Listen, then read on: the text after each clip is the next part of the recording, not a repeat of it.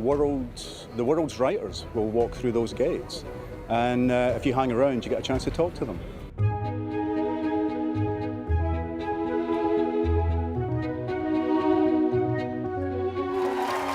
I'm interested in conversations that deal with things that matter, but real, how do we live our lives?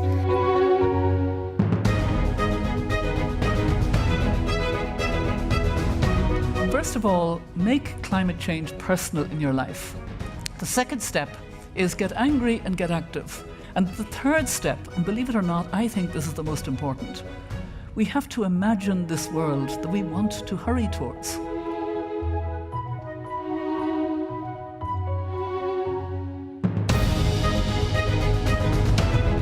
It's about kindness is looking at people as people and not as I voted this, I do this, whatever it is. There are some people we will never get along with, but most of us are a complex mass of different things.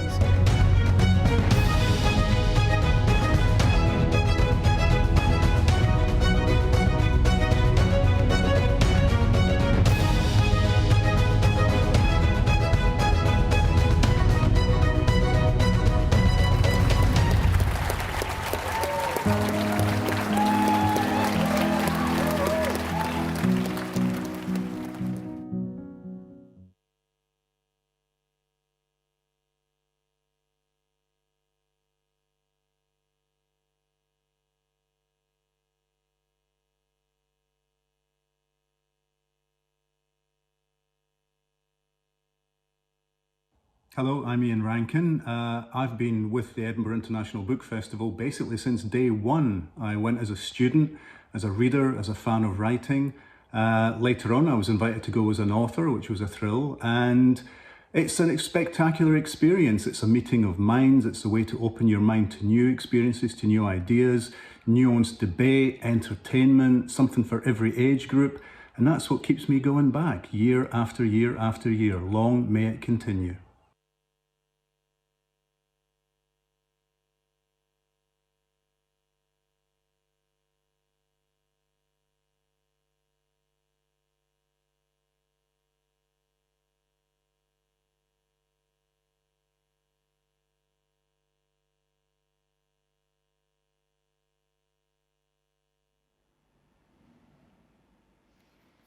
Hello, and welcome to the Edinburgh International Book Festival online.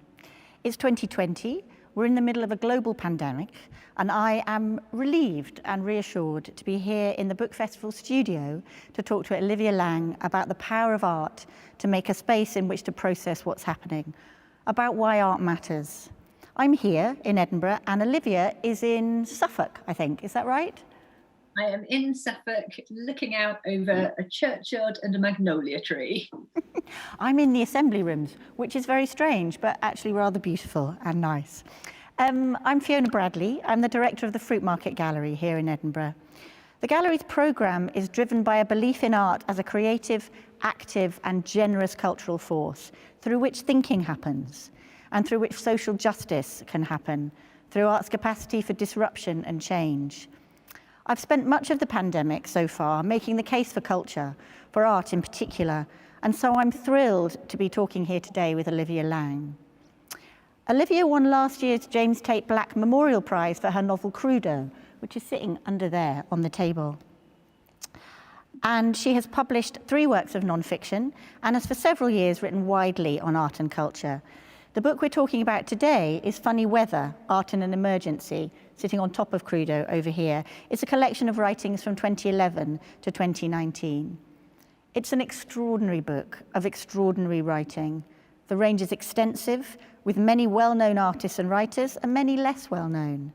Her choices are eclectic, personal, but everyone she writes about makes what I would call capacious work, generous, hospitable work, elastic enough for us to find a place within it, and urgent work. It's an emergency, after all. Maria Balshaw, director of Tate, has a similar thing to say about Olivia herself. The hospitality of worldview in Olivia Laing's writing, she says, is a vital force in our disputatious present. To this, I would add that Olivia brings a novelist's way with language to bear on her subjects. Regularly, a turn of phrase stops you in your tracks. This is her on Rauschenberg. The world gnawed at him. He wanted to get out into it, to scoop it up, to show it to itself.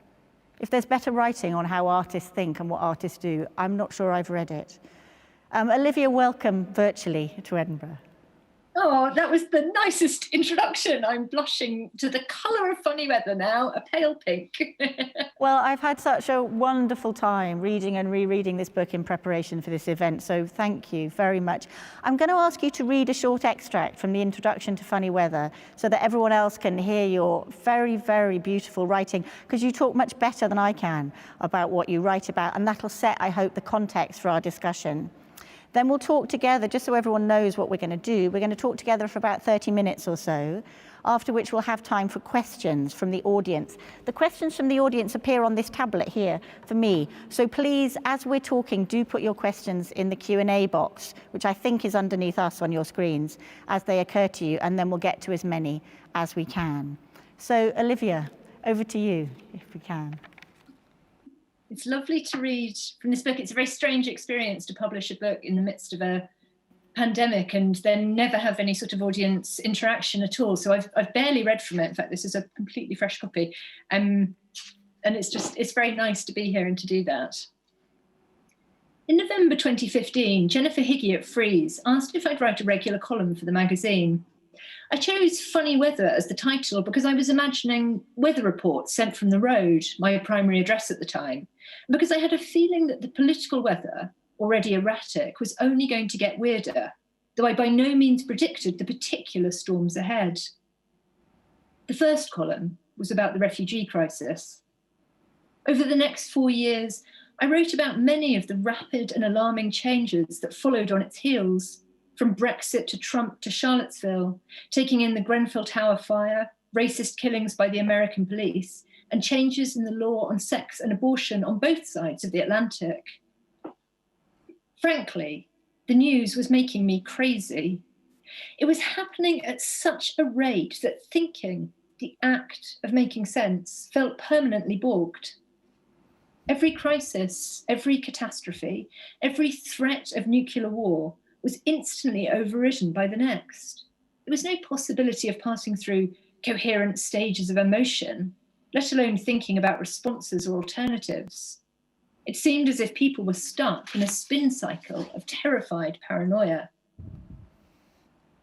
What I wanted most, apart from a different timeline, was a different kind of time frame in which it might be possible both to feel and to think, to process the intense emotional impact of the news, and to consider how to react, perhaps even to imagine other ways of being. The stopped time of a painting, say, or the drawn-out minutes and compressed years of a novel in which it's possible to see patterns and consequences that are otherwise invisible.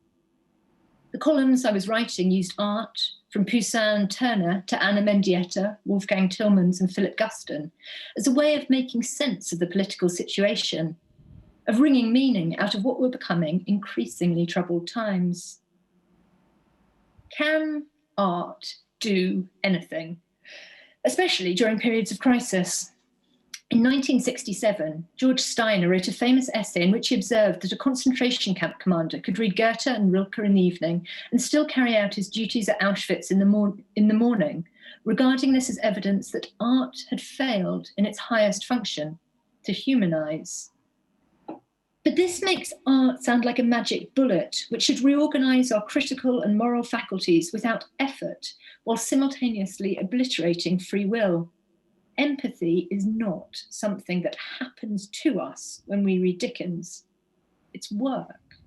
What art does is provide material with which to think, new registers, new spaces. After that, friend, it's up to you. I don't think art has a duty to be beautiful or uplifting, and some of the work I'm most drawn to refuses to traffic in either of those qualities. What I care about more, what forms the uniting interest in nearly all the essays and criticism gathered here, are the ways in which it's concerned with resistance and repair. Every word of that rings so clearly in my head. I think the audience will now understand why I wanted you to read it. This event is in the visions of a better future strand of the book festival. I realised yesterday, I don't think either they or you could have been thinking quite how funny the particular weather was going to get when they programmed this event. And I wanted to start off, I want to talk to you lots about the book, but I wanted to start off just by asking Olivia, how are you? How have you been? What has got you through this? I mean, I think I've been very lucky in that I work alone and in a very sort of lockdown environment much of the time anyway. Although I had a book out, I was also finishing a book that I've been working on for the last 5 years, and it coincided with the most sort of heightened part of lockdown. So really I was doing exactly what I'd normally be doing. I was in my study and I was writing long hours.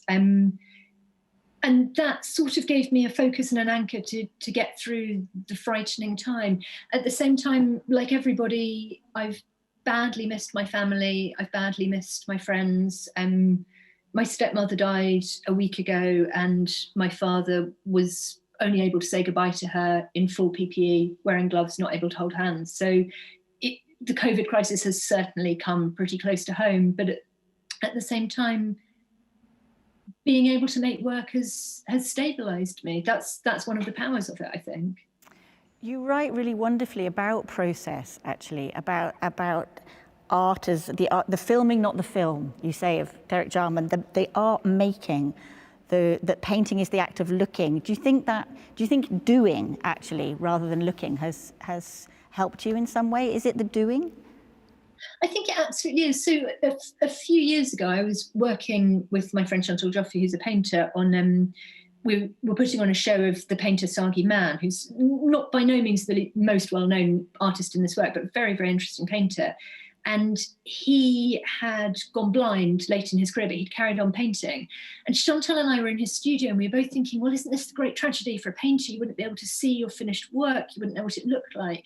And we came to this sort of conclusion that actually you don't want to look at the end product. That isn't what it means to be an artist. What you want to do is to make something, to solve the problems, to answer the questions. And I think that is a hugely sustaining and exciting process. You want to engage politically and in a lived way with the world, but at the same time, there's a sense that you're doing, that you're purposeful. And, you know, that's a great blessing. In life, I think to be purposeful is a great blessing. So what does that make the finished product then for you? What does it make this book? Is this book a relic of the doing and the thinking, or is it a simulacrum of that? What does it make this is not how I was intending to start this talk at all, but brilliant. What does it make this? What is that as an object then? I was going to say it's like dead hair, but it's not, because it's also an object that I feel really tender towards, but it's sort of, I don't know if this is true for artists and other art forms, but I think for a writer, you know, you think of the ideas, you write them down, you get to that point, and then it has its own life. It's off, it's in the world. It exists for readers, it exists inside people's heads, hopefully, if you're lucky, and that it feels not at all. There's a moment when I'm writing where it feels like things get very sort of hot and volcanic and exciting, and then they cool abruptly, and suddenly it's no longer alive to me anymore, it's something else. So yeah, it's an independent being. There it is next to you. I set it free. It's a strange thing, I suppose, for you now, though, because you're writing a book. The book you're writing now this book is quite a different book, isn't it? It's a collection of writing about other people's art making and other people's writing. Do you feel you've been able, during the pandemic, to look enough? Have you had enough culture to make this space? You talk so beautifully about art's capacity to make things better, to make a frame to put round stuff and think about stuff in. Have you had enough of that? I think I have felt, and I'm sure this is true of so many people, really starved of looking at art. I've read and read and read, and read lots of 19th century novels. I've read Dickens and Austen and had a brilliant time doing it, but I miss paint. I don't want to go to an online viewing room. I'm not going to. I want to go into the gallery and look at a painting. And I'm surprised, really. I don't think of myself as somebody who's especially fetishistic about objects, but I've badly missed that. I've felt like there's a sort of pang. And like I say, I think I was lucky that I was at the end of a book, because during the beginning stages, looking is an urgent activity, and I have to look and look and look at lots of different things to sort of springboard into the work. Later on, it's sort of easier, and I've built up a kind of image bank in my head of things that I have seen. But no, I've really missed it. The idea of the sort of shuttered gallery has been heartbreaking. It's a lovely thing, though, isn't it? That sense that all the looking you've done imprints itself on the back of your retina or whatever, and you've got it inside you, I think. Yes, and you, as I say, you write about that kind of work, don't you? That puts you, that makes the spectator, makes the spectator a participant. It's generous work that you like, that I suppose that does that. I think so, yeah, and it's work that you can live with, but also I think there are things that you can see that seem meaningless or that you don't connect with at the time, and they come back to you years later, or you sort of reach the moment where you awaken to them. And that's one of the things that I find really interesting. It's a sort of capacious, you said elastic, but I think capacious as well, quality of art, that you encounter the art object, you encounter the novel at a moment when suddenly it unlocks for you and you can't believe how relevant it is. I mean, reading Bleak House by Dickens, I'd never read it before, and it's about a pandemic, it's about quarantine, it's about people in locked rooms, it's about isolation, all of these things. And, you know, if I'd read it a year before, I'm sure some things would have felt very relevant. But when you read or when you look at the right thing in the right moment, it's electrifying. I think art does that, doesn't it? It comes and gets you where you are. It comes out to meet you. You see yourself within it when you need it and where you need it. I want to ask you, I'm interested in the art and artists you choose. You talk about resistance and repair, which I think are two fantastic words for art, and I'm going to steal them. I hope that's okay. When talking about why art's important, I'm going to totally steal those. I hope that's all right. And I think I wanted to start with Derek Jarman. If you wouldn't mind telling us a little bit, resuming a little bit from the book, how you encountered Derek Jarman, why he's important for you, why he's one of these artists, why he's a touchstone, because I think he is for you. He's very much, yeah, I think he really is my touchstone artist, in that I encountered him when I was in my early teens. I grew up in a gay family, and in those days, his films were not only shown on Channel 4, but often commissioned by Channel 4, an extraordinary moment where experimental filmmaking was supported. It's funny, he complains all the time that it's not supported enough, but looking back, it was a golden age. So I saw his films, and soon after that, early in the 90s, I read Modern Nature, which is his extraordinary diaries about making a garden, a Prospect Cottage in Dungeness, this sort of sublimely unlikely garden on a shingle beach, hard up against a nuclear power station. And he started to make it just after he'd been diagnosed with AIDS. So he was one of the very few people at that time to come out publicly as having AIDS. He was an amazingly brave activist and voice in the world. But at the same time, and this is where repair comes into it, at the same time, he made this magical garden out of nothing, out of scrap, out of things that washed in on the sea, and plants that he sort of shoved in with a dollop of manure, and that bloomed into this mesmerizing place, which has outlived him and has actually, I was involved in the campaign by Art Fund to preserve the house and garden, and it's just been saved for the nation in perpetuity. So it's an example of a artwork that at the time seemed precarious and fragile, and has proved itself to be robust and nourishing, and an extraordinarily vivifying place, I think. And I suppose a kind of category defying artwork as well. I mean, when we think of, I think we do think of the garden now a lot, don't we? But Jarman's a filmmaker. Those films are amazing, and he made a lot of them when he was very ill.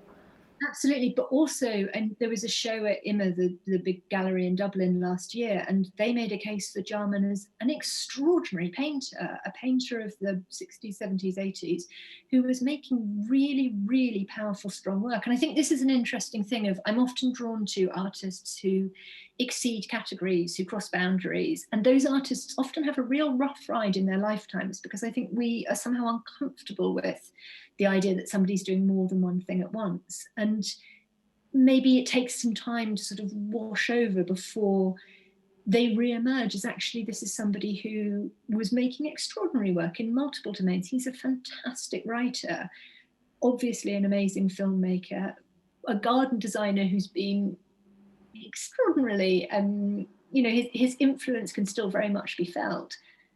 This sort of polymath figure, and at the same time a thorn in the side of the establishment, which is very much the sort of artist I'm drawn to.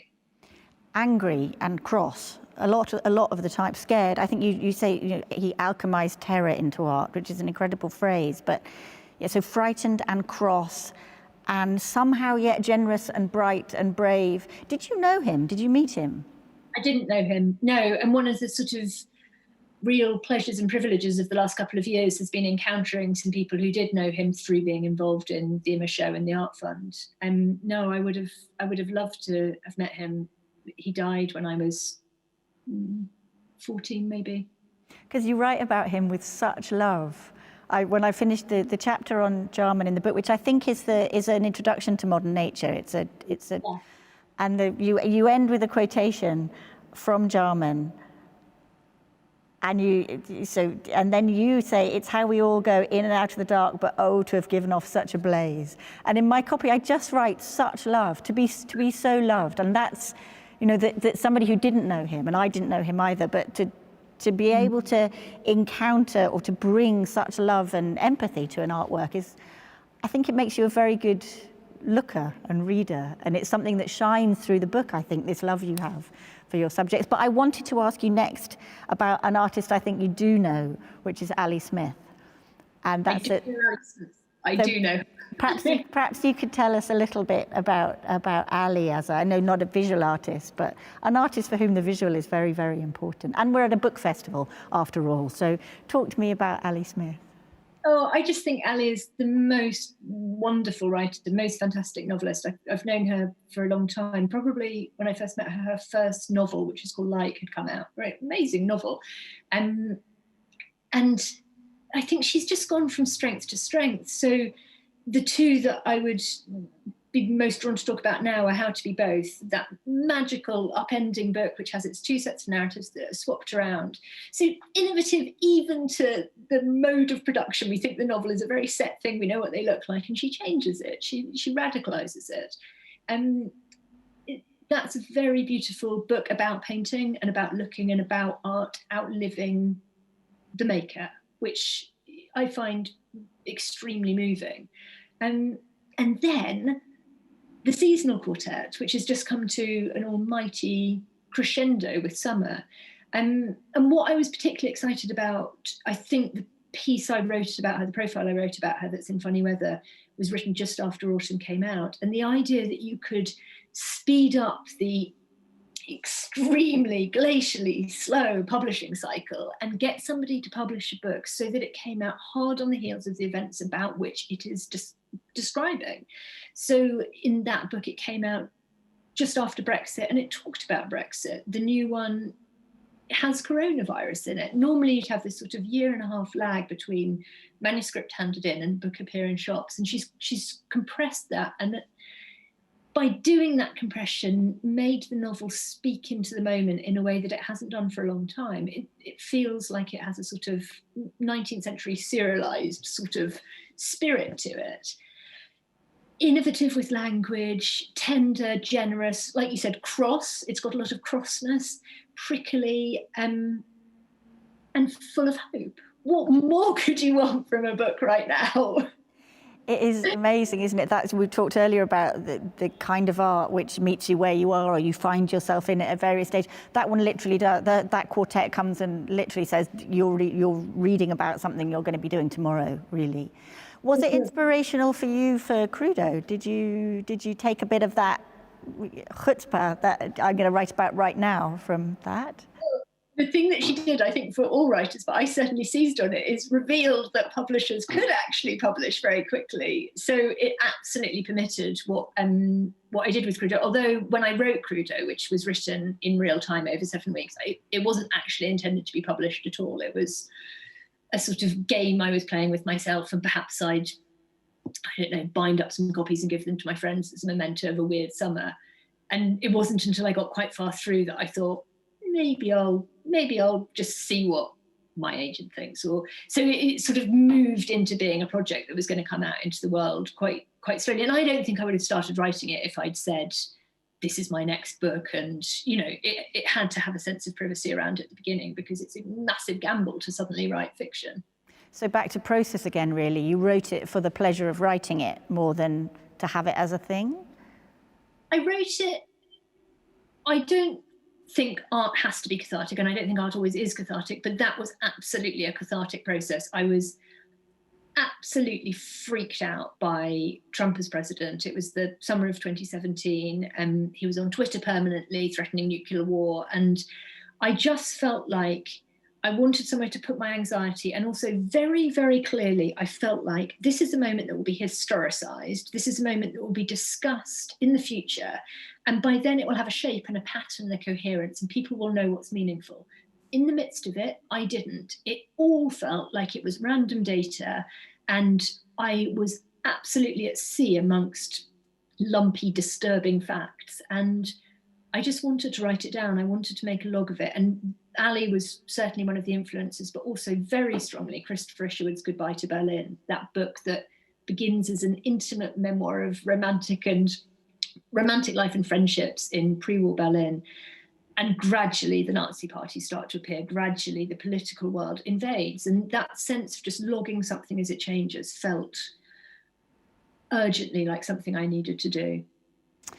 So while we're on Twitter, or while you're not on Twitter, in fact, which I think is very sensible, I wanted to ask you about the difference between paranoid reading on the one hand and reparative reading on the other. Now, you talk about paranoid reading, which I would sort of characterize as Twitter doom scrolling, this sense that if you can only read enough, the world will calm down, will stop going crazy. But of course you can't read enough, and you don't get the next thing. And there's, in the book, you do really posit art as some kind of, as an antidote to this, that art can do something better than this. Can you unpack that notion of paranoid reading a little bit? Yeah, absolutely. Although I think you've just done it beautifully. It's something that the queer theorist Eve Kosofsky-Sedgwick came up with during the AIDS crisis. She had breast cancer, which later killed her.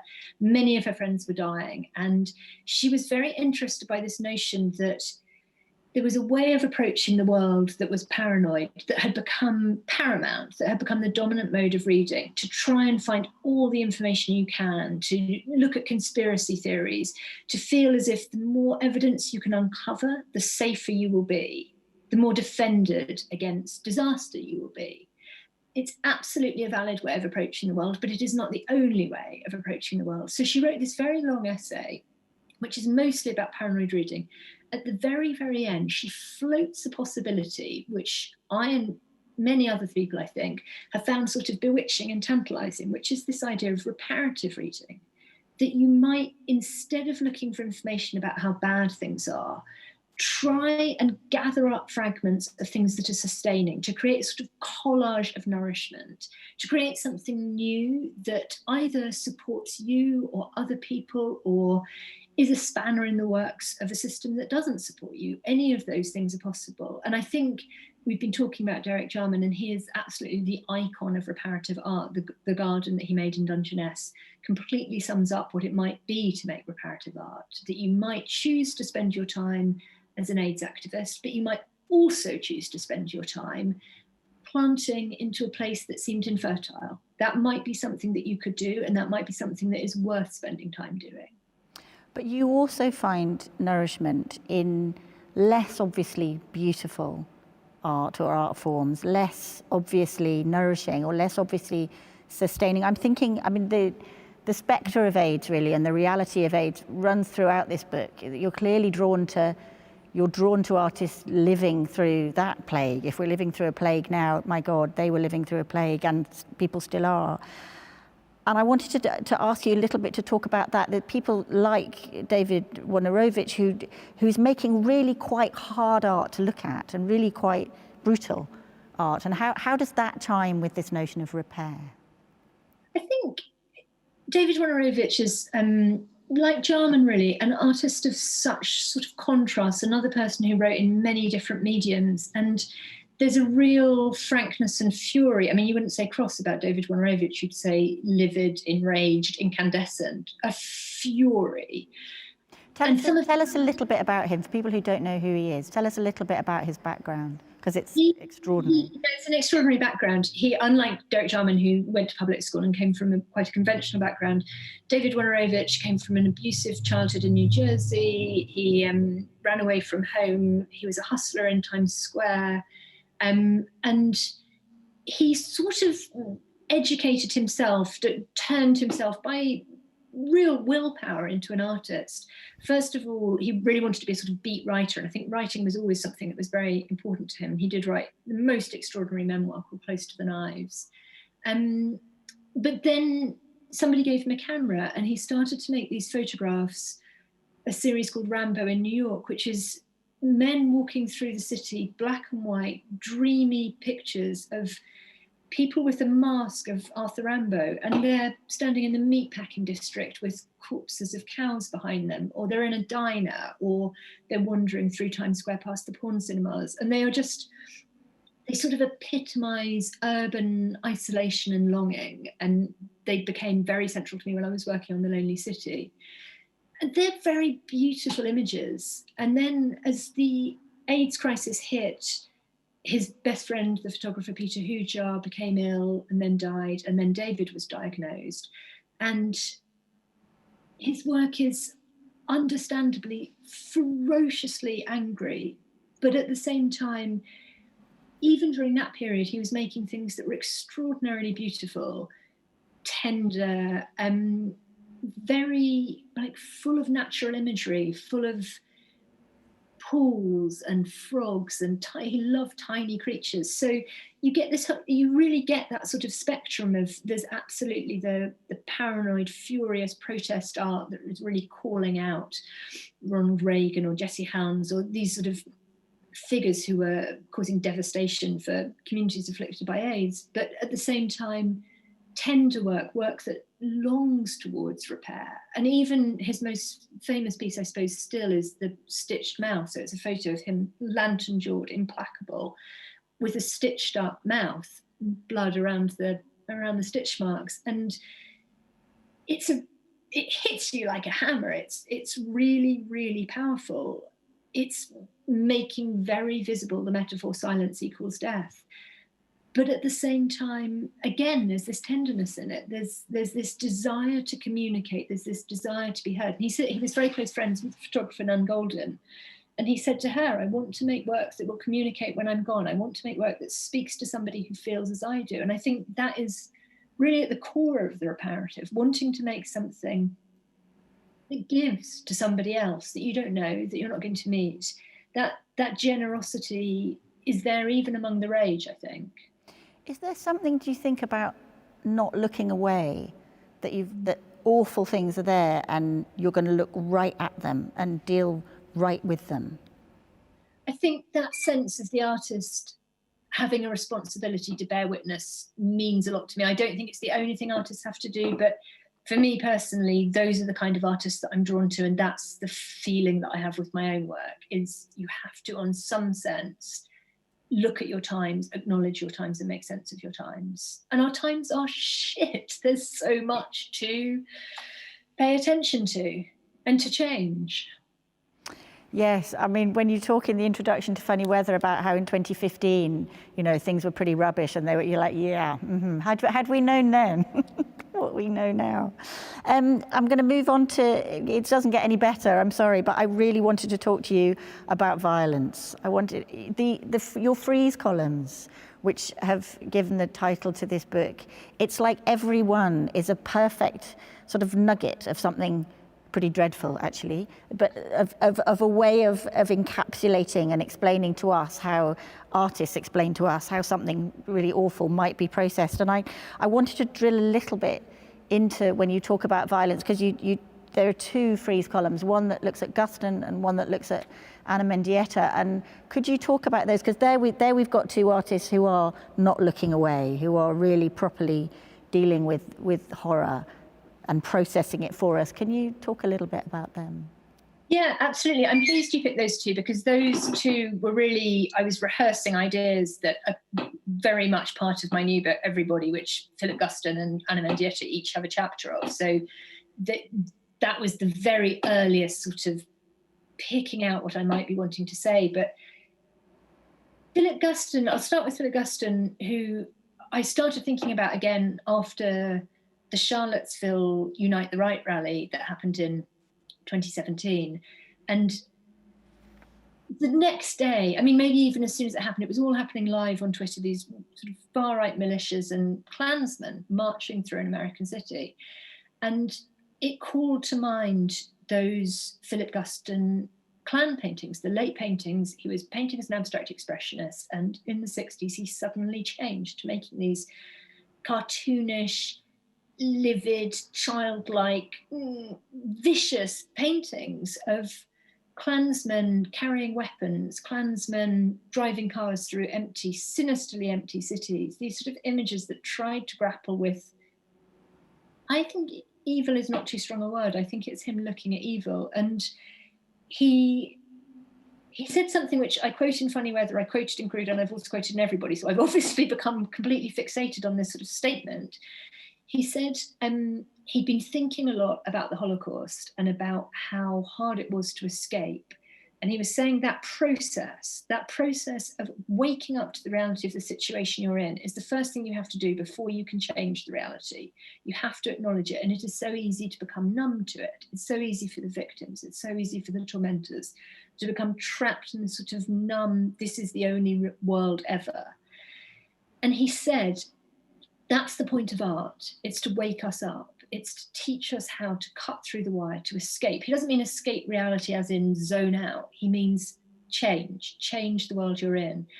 And that, it electrified me. He's obviously an artist who was burdened and indeed deeply unhappy by the responsibilities that he felt were his, the responsibilities of being in the world, paying attention to the world, looking at the world. And yet he makes these works that speak loudly and make sense very vividly decades after he died. And I think, they don't stop the Klan from rising again, but they help us to think about it. They help us to make sense of what our emotional feelings might be. They help us to lose the numbness. And I think that is one of the things that art can do. It snaps you into a real response, and then you can think what you want to do next. So in a way they are calls to action. They stop us feeling numb. They make us want to do something. We look at them and we think, we've got to do something about this.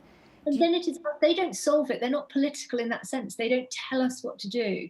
It's something else. It's some just dislodging effect, I think. And I think you can say the same about Anna Mendieta, who is political in a different way. And the works I was thinking about particularly at that time were the rape pieces that she made when she was a student at the University of Iowa doing her MFA. And they are astonishingly violent and visceral. She reenacted a rape that had happened on the college campus. And what are those works doing? What is the point of doing that? Is that tacky? Is that intrusive? Is that reenacting the violence?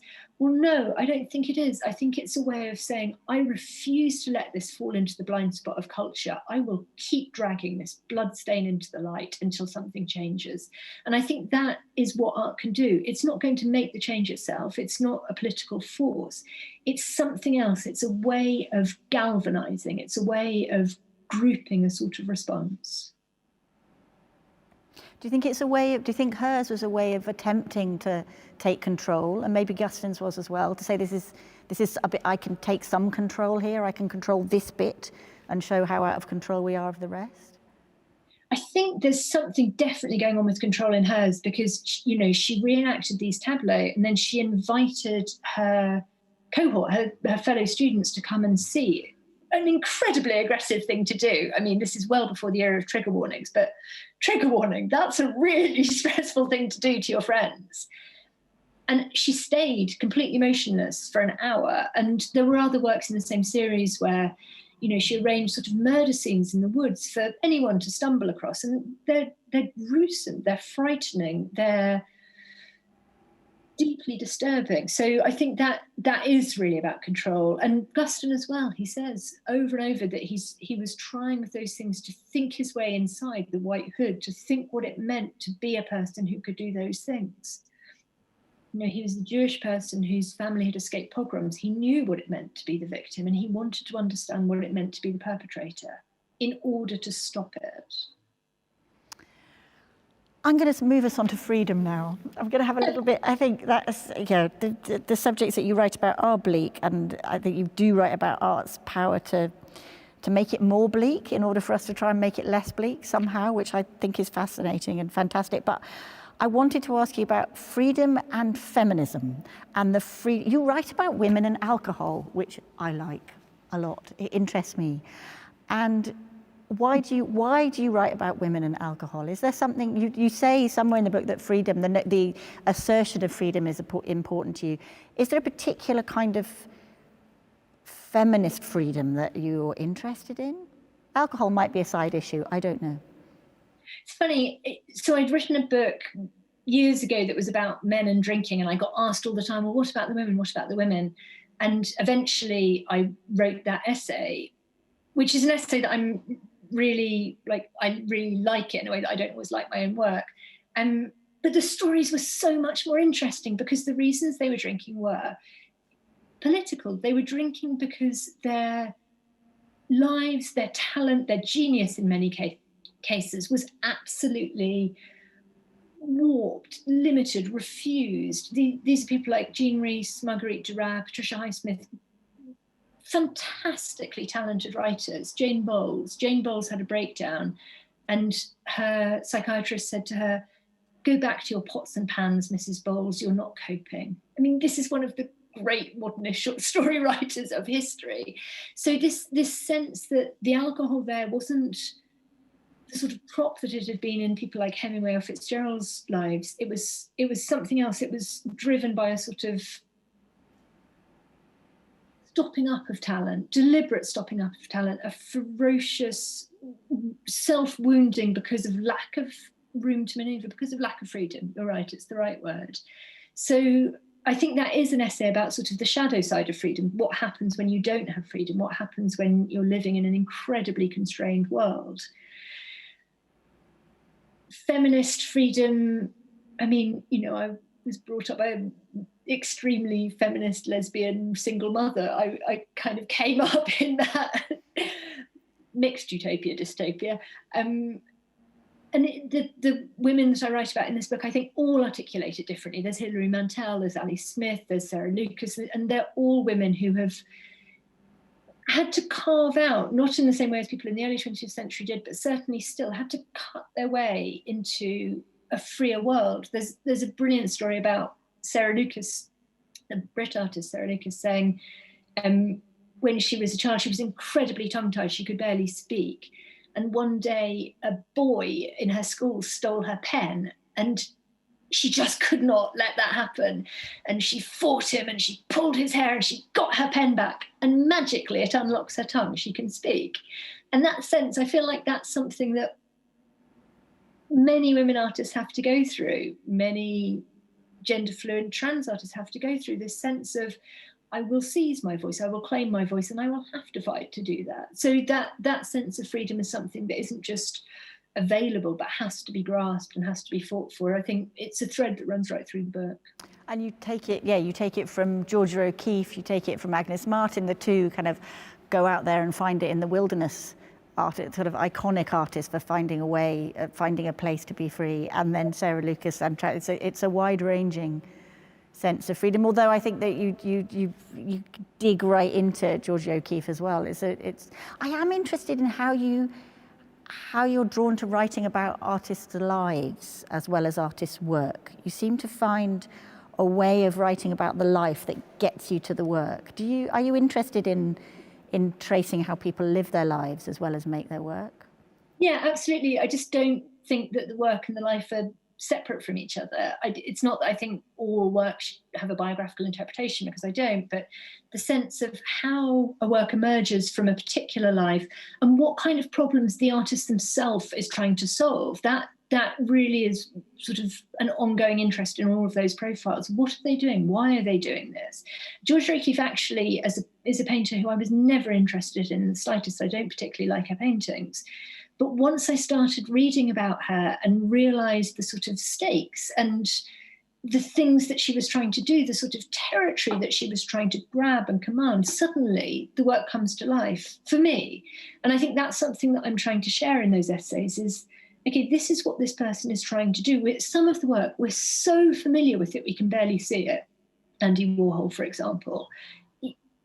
We know it too well. And once you return to the small boy in Pittsburgh, who again is very tongue-tied and shy and a complete hypochondriac, etc., etc., and you start to see the sort of battle that somebody had to become who they became, I think it becomes exciting again in a different way. It feels to me like it's a way of really revealing so much of what's alive in the work, so much of what remains alive in the work. That's lovely. That sense that if we're back at process again, aren't we? If you can have a look at why someone's making what they make, then you can find something really powerful even in art that you thought wasn't going to speak to you. I'm getting the tablet. I'm going to look for questions now. Here we go. Right. I'm going to go with a question from Charlotte. She says, 2020 has been a huge year for social change, especially with protests such as Black Lives Matter and Blue Lives Matter recently. With the exception of just adding artworks from Black artists to art gallery collections, how do you think that the art world needs to adapt to respond effectively to events such as Black Lives Matter? I don't think it's just about the artists that are in the collection. I think it's about the institutions. I think it's about who works at the institutions. And I don't think it should be a matter of lip service of we have an internship. I think it has to be structural and it has to go all the way to the top. It's got to be. Otherwise, you're just not going to see that sort of change. Anyone can go out and say, I'm going to buy one painting by an artist of colour. And that really is not enough.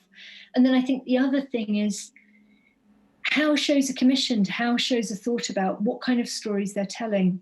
Because there's often, if not almost always, a blind spot about how does this involve the many people of colour who've lived in this country through history. That has to be brought into it. And really the only way you can do that is to have a diverse staff. You have to have diverse rooms of people who are making decisions. I think, yeah, as someone who runs an art organisation, yes, you're absolutely right there. I think there is also, for me, there's a lot that artists can do in this as well. I was watching an event with Roger Robinson at this book festival, absolute clarion call for the arts and how we can do an awful lot better. Really, really interesting, I think. Another question from Kitty. She asks, you mentioned in your reading at the start that you consider empathy as a practice rather than an emotion. Are there certain aesthetic modes or certain types of art that you think lend themselves to this kind of emotional exercise? That is a really good question. Perhaps it changes from person to person. I feel like I'm talking about Dickens a lot this evening for some reason, but Dickens is somebody who wants you to take on the work of empathy. He wants you to do that. Hardy wants you to do that in a way that Virginia Woolf doesn't particularly care whether you do or not. That's not her agenda. So these sort of politically minded, socially minded writers are often trying to engender those sort of responses in the reader. And I think there's paintings as well that really are trying to conjure feeling. But I think also it's a sort of diversity question. Empathy is really about imagining your way into other people's realities. It's about, as the writer Sarah Schulman says, the acknowledgement that other people are real.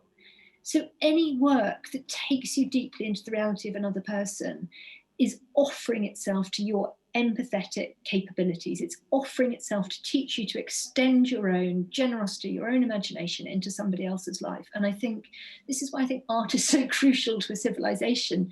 The more we can do that work, the more we can do that imaginative work of taking in the reality of other people.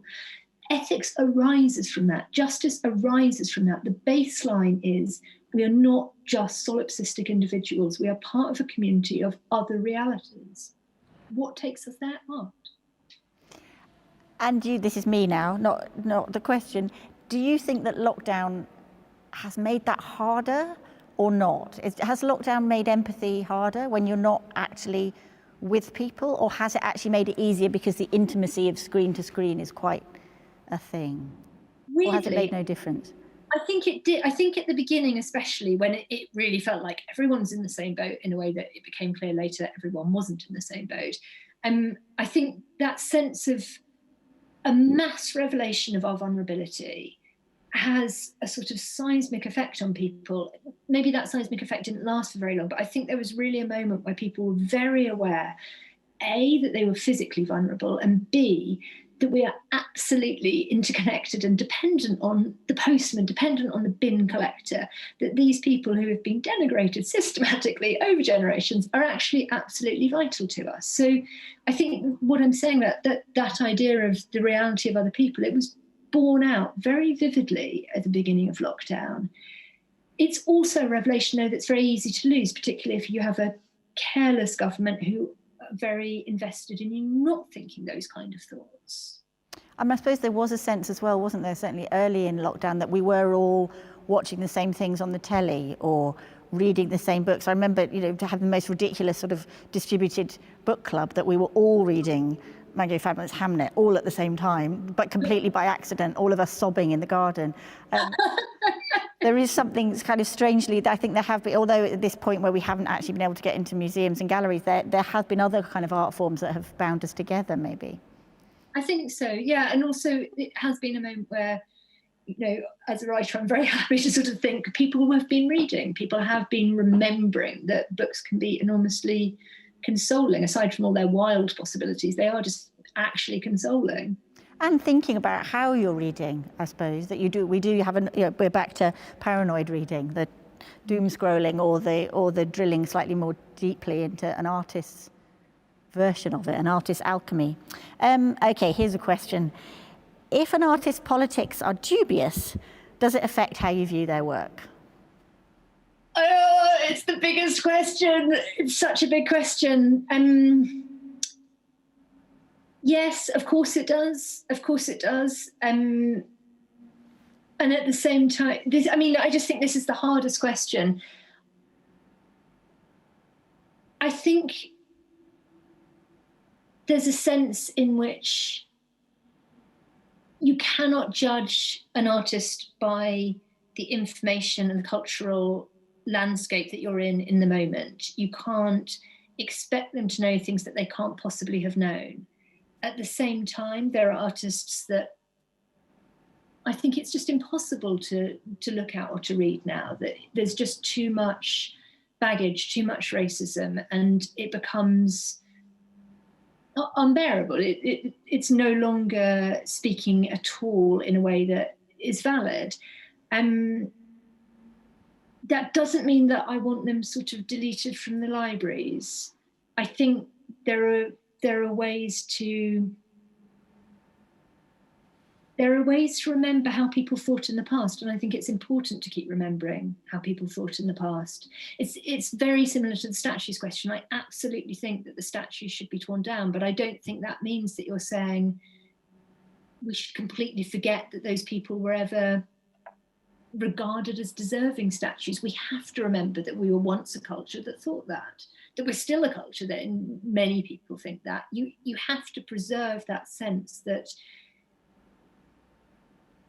reality was as it was, and then we can change, and then we can make something different. But just the idea of sort of erasing altogether makes me feel very uncomfortable. As a historian, as an archivist, more than anything else, it makes me uncomfortable. But no, I think you can't just say, well, they're an artist, so therefore their politics are excusable. I don't think you can anymore. I think that's a great answer. Thank you. I think that's the toughest question, though, and yes. Yeah. But, that's what art helps us do, doesn't it? Ask the tough questions, answer the tough questions, or even if we can't answer them, look at them yeah. Eye to eye and try and think them through. And stay in uncertainty. I think that desire to sort of collapse into, I've got an answer to this, as politicians do, is not always the wisest course, especially at the moment. There's so much sort of bubbling around. There's such a change happening politically. I think it's really important to be able to say, I don't know yet. I'm thinking about this and I don't know yet. I agree. Okay, final question. This crisis has had a profound impact on arts and culture, with galleries, museums and theatres closed and facing huge practical and financial challenges if and when they open. Looking to the future, looking to the future, what aspects of pre-COVID arts and culture would you like to save, change, discard? What would you save? What would you chuck out? You've got maybe 2 minutes to answer this, so...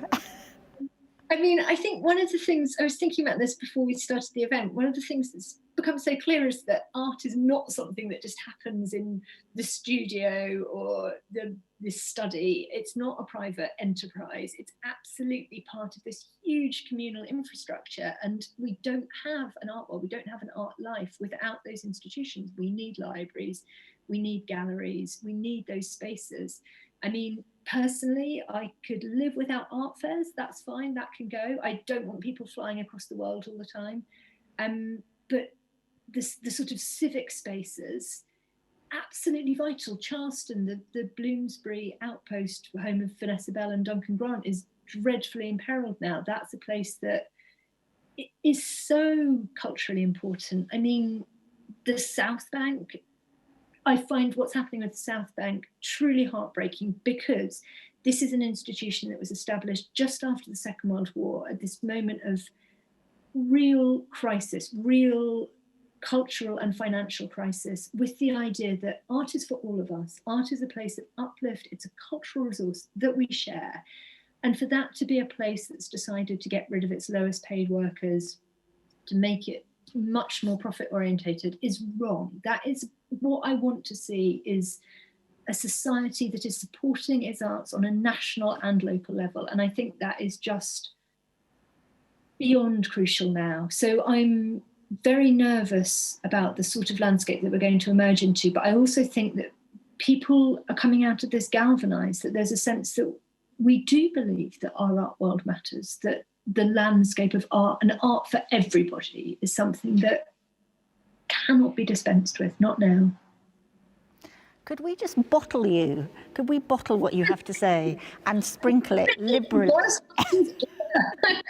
That was such an absolutely beautiful plea for the value of culture. Thank you. For me personally, thank you for that. And I'm sure for the entire audience, thank you for that. So thank you for that question, and thank you for that extraordinary... All those questions. Thank you for those extremely challenging questions. I know.